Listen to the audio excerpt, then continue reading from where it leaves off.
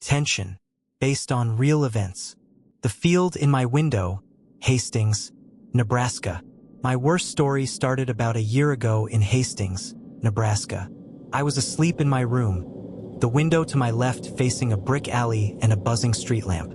Sometime after midnight, I woke up for no reason. The kind of snap awake that feels like someone said your name. The digital clock on my nightstand flickered 3:33, then went blank, then came back again. I rolled toward the window out of habit. It should have been the alley and the lamp. Instead, beyond the glass I saw open fields, a black ocean of cut corn stubble silvered with frost, and way out there, a lonely farmhouse with a single weak yellow light burning upstairs. Before I could process any of it, a girl screamed. Not a movie scream. Something thin and ripping that lanced through my teeth. The sound seemed to come from that faraway house and from right beside my ear at the same time. I squeezed my eyes shut, telling myself it was a dream and I'd wake up properly if I just reset the moment. When I opened them, my stomach dropped. I was no longer in bed. I was standing in the field, breath steaming, socks soaked through, the farmhouse looming across a barbed wire fence. My phone screen showed no service and that same stupid time, 3:33, while the camera kept trying to focus on nothing. The wind died like someone flipped a switch. The night went so quiet I could hear the damp tick of my own eyelashes. A metal irrigation pipe creaked behind me with no breeze to move it. Somewhere out in the dark, a children's lullaby, just the tune, "Hush, Little Baby," hummed off key and stopped. Then the scream came again, closer, deeper in the chest, and every muscle in me locked. I ran. I don't remember deciding to. My legs just took over. The frozen ground rattled under my feet like glass beads. My phone flashlight stuttered and showed me bare footprints in the frost that matched mine step for step. But they were already there ahead of me, like I was following myself. Something brushed my calf. When I glanced down, burrs were sticking to my skin in a neat line, as if someone had pressed them on one by one. I didn't look back. I hit a low wire, pitched forward, and the world went black with the taste of pennies in my mouth. I came to on my side, cheek in the stubble, the night somehow darker, the farmhouse no closer. The scream tore the sky again, and this time I knew it was my voice. I clamped a hand over my mouth and felt cold mud jammed under my nails. That's when I looked up at the house and saw the upstairs window. Someone stood there, silhouetted against the weak yellow. They raised a hand to the glass. I raised mine without thinking, and the figure matched me, same angle, same shake, a perfect mirror. It was me. It was me, standing at my bedroom window in my hoodie with my crooked wrist, but a beat out of sync, like a bad live stream. My reflection, if that's what it was, tapped the glass. I heard the tap in the field, not in the house. Then the figure in the window smiled, a slow pull at the mouth that I did not feel in my own face. It lifted the other hand and pointed at something behind me. I didn't turn. In the corner of my eye, a shadow crossed the ground without a body to cast it. My phone buzzed with a new photo. When I glanced, the gallery showed an image of the farmhouse taken from outside my bedroom, as if someone had been standing in the alley looking in. The second hand on the clock in that photo was ticking backward. I remember whispering no and stepping backward until my shoulders hit cold glass. Except there was no glass in the field. The world lurched.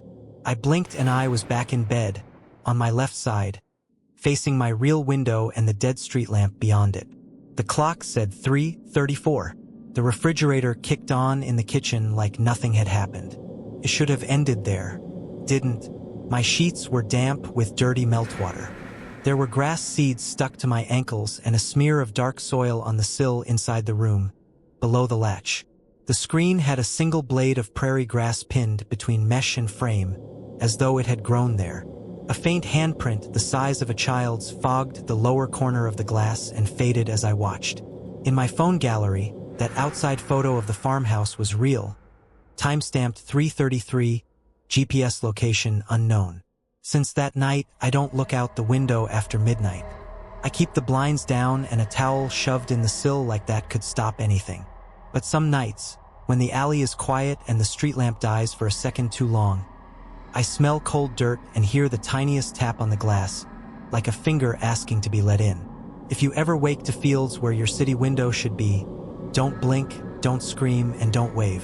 Whatever answers from the other side isn't you, and it learns your movements fast. Next scary story. Don't cross Devil's Backbone after midnight, Blue Hollow, West Virginia. My name is Alex Petrov, everyone calls me Alex. And this happened just outside Blue Hollow, WV, up near a ridge folks call Devil's Backbone. One unlucky Saturday, we decided to camp a mile or so from town. Me, Tyler James, Mia Carter, and Jordan Lee. We hauled a cooler, set up a ring of stones, skewered meat and peppers over the fire, and let the smoke and cheap country songs do their work. Around 11:30 p.m. an old man wandered out of the timberline like he'd been there the whole time. Bent cane, wool cap, eyes the pale gray of creek water. Name's Ephraim Crow, he said, tapping his watch. Don't go over the backbone after midnight. We laughed it off. Hikers passed through all the time, and he just looked past us at the ridge and added, "Roads don't lead where you think after 12.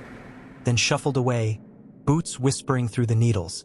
At 11:58 the air went strangely thin. The fire popped and a black moth rattled out of a log like it had been sleeping in the wood. Crickets shut up in the same instant like a switch flipped. My phone bars dropped to SOS only, and the screen time blinked 11:59, 12:01, 12 o'clock. Then settled wrong. We made the dumb decision.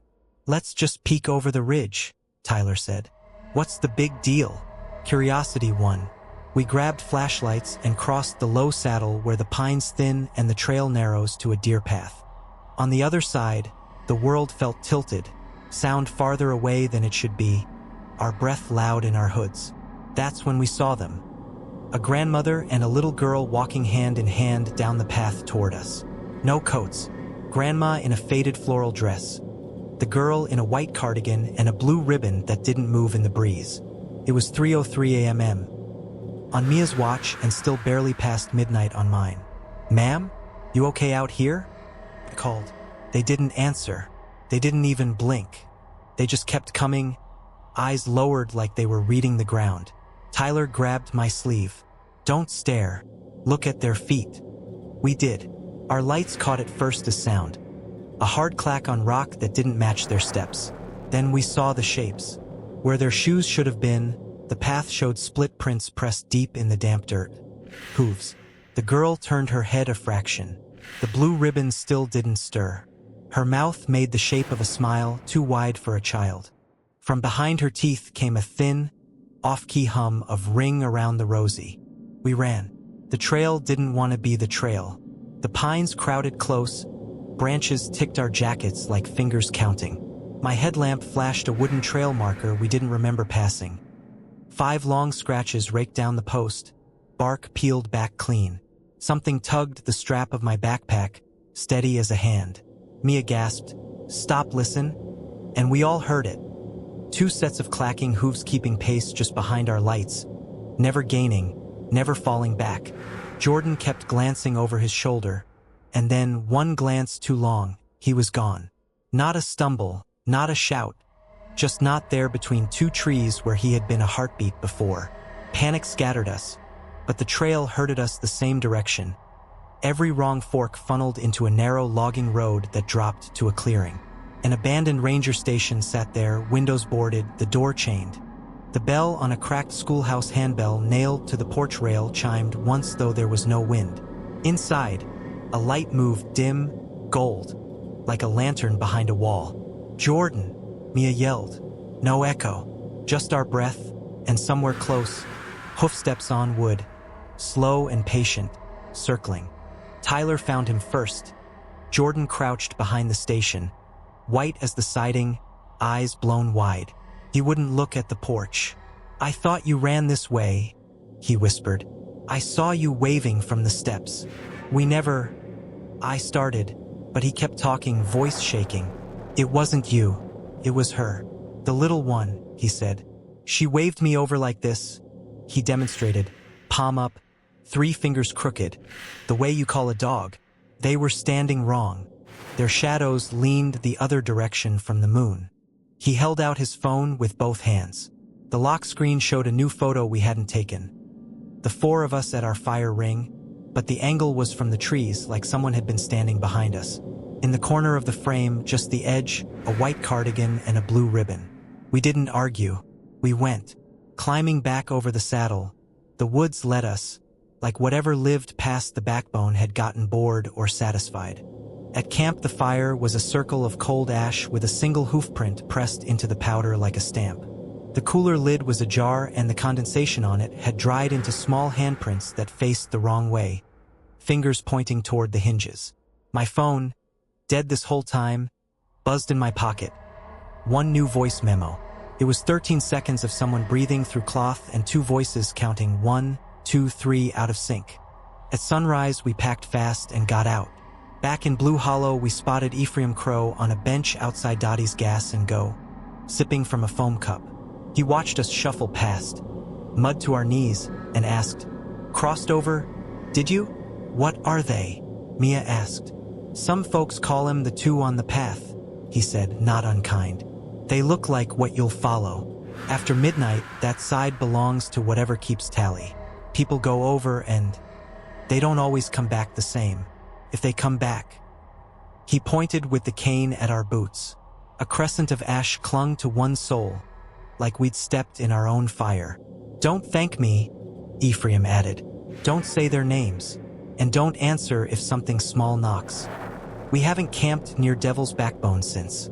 Driving home on County Road 19 some nights, I catch a flash of blue ribbon between the trunks and hear that off-key rhyme under the radio. The worst part isn't the memory. It's the small things that keep turning up. A single split print in the dust by my front steps. A 303 mm. Timestamp on a photo I don't remember taking. Ash on my boot when I haven't lit a fire in weeks. If you're ever in Blue Hollow and someone tells you not to go over the ridge after 12, listen. And if you see a grandma and a little girl on the path at 303, keep your eyes on their feet, then run. Next scary story. The doorway at 2:35 a.m. Cedar Falls, Iowa. My name is Evan Parker, and the scariest thing that ever happened to me began when I was 7 years old in Cedar Falls, Iowa. That night, my parents, Michael and Lisa, and my little brother Noah were all home. Noah was afraid of the dark, so we always left the hallway night light on. We all ended up in my parents' room, piled onto their big bed. I fell asleep around 8. They drifted off closer to 11. Sometime later, I snapped awake for no reason. The red digits on the alarm clock bled 2:35. The room was pitch black, except for a thin stripe of glow bleeding in from the hall under the barely open door. I started to roll over and go back to sleep when I heard it. So faint I thought I imagined it at first. A metallic scrape, like an old wire hanger dragged along a pipe, came again, slow and patient. The heater should have been humming, but the vent sighed cold air across my toes. A chill ran up my back. I looked toward the door. In that sliver of light stood a tall, too-thin figure, perfectly still, its arms and legs a little too long, like someone had stretched them and forgot to stop. It was the height of the door frame and somehow narrower than a person should be, as if it didn't quite fit the shape it was wearing. I couldn't make out a face, just a darkness that felt like it was looking back. My heart started pounding so hard I could hear it in my ears, each beat echoing in my throat. The figure flickered. Not a step, like a heat shimmer, there and not, dissolving and then knitting itself together again. The night light in the hall buzzed and dimmed. From Noah's room came the tiny whir of a toy car rolling by itself, stopping with a soft tap against the baseboard. The alarm clock clicked to 2:36, hesitated, and slipped back to 2:35. I told myself it was a trick of light, a curtain shifting, anything. Then it moved. One slow step forward. The sound wasn't a footfall. It was that same metal scrape, right against the wood. Long fingers, too many knuckles, slid into the gap of the door and tapped the inside of the frame. 1, 2, 3, like it was counting us. The temperature dropped hard enough that my breath fogged in the little bit of light. From the dark TV screen on the dresser came a thin whisper of static, and under it, so soft I almost missed it, a voice that sounded like mine, only farther away, trying out my name. Evan. I couldn't move. The figure took another step. Its arms reached, the joints bending the wrong way for a moment before correcting, like a bad marionette. Something scratched along the carpeting, leaving a faint rusty trail that wasn't there a second before.